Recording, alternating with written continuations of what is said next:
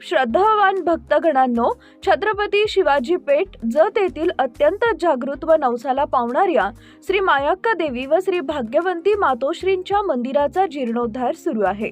या पवित्र कार्यात भक्तिभावानं सहभागी व्हा। तुमची छोटीशी देणगी ही देवीच्या कार्याला मोठं बळ देईल। संपर्क बसवराज महाराज अलगूर, फोन पे, गुगल पे 97 67 27 22 77। देवी भक्तांनी एकत्र येऊन हे पुण्य कार्य यशस्वी करावे ही नम्र विनंती।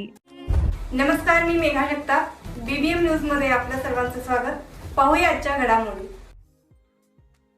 नमस्कार, आपण पाहत आहात बीबीएम न्यूज आणि आजची सर्वात मोठी बातमी, बोले तैसा चाले। आमदार गोपीचंद पडळकर यांनी दिलेला शब्द पाळत यल्लम्मा देवी पालखी मार्गाच्या कामाची दमदार सुरुवात केली आहे। नारळ फोडून सुरू झालेल्या या कामामुळे भाविकांमध्ये समाधानाचा आनंद आणि उत्साह पाहायला मिळतोय। बोले तैसा चाले, पालखी मार्ग काम सुरू करू, काँग्रेसची टीका विरुद्ध पडळकरांचा पलटवार। जत विधानसभा क्षेत्रातील सर्वात महत्त्वाचा आणि श्रद्धास्थानी मानला जाणारा यल्लम्मा देवीचा पालखी मार्ग गेली अनेक वर्ष खराब अवस्थेत होता। यात्रेदरम्यान लाखोंच्या संख्येने दर्शनाला येणाऱ्या भाविकांना मोठा त्रास होत होता।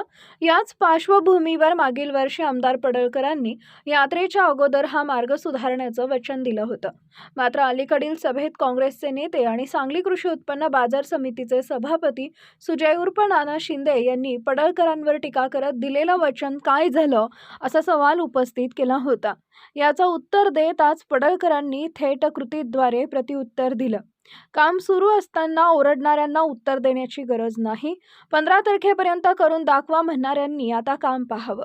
या कामाच्या शुभारंभावेळी जिल्हा परिषद समिती सुनील भैया, अशोक बन्नेनवर पवार, चन्नप्पा कोळी, अशोकजी बन्नेनवर, मंडल अध्यक्ष अण्णा भिसे, परशुराम मोरे, मराठीत मानवाधिकार जिल्हा अध्यक्ष संतोष मोठे, मिथुन भिसे, प्रकाश मोठे, विक्रम ताड, रवी मानवर, पवन कुंभार, प्रवीण वाघमोडे, सुभाष कांबळे, विनायक गारळे, अतुल मोरे, हुलगप्पा पात्रूट, विशाल प्रधान, डॉक्टर ममता तेली यांसह मोठ्या संख्येने ग्रामस्थ आणि कार्यकर्ते उपस्थित होते।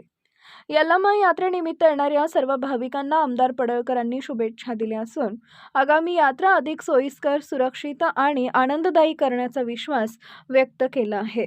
या कामामुळेच यात्रेचा अनुभव कसा बदलतो आणि राजकीय समीकरणांवर याचा काय परिणाम होणार हे पुढील काही दिवसात स्पष्ट होईल।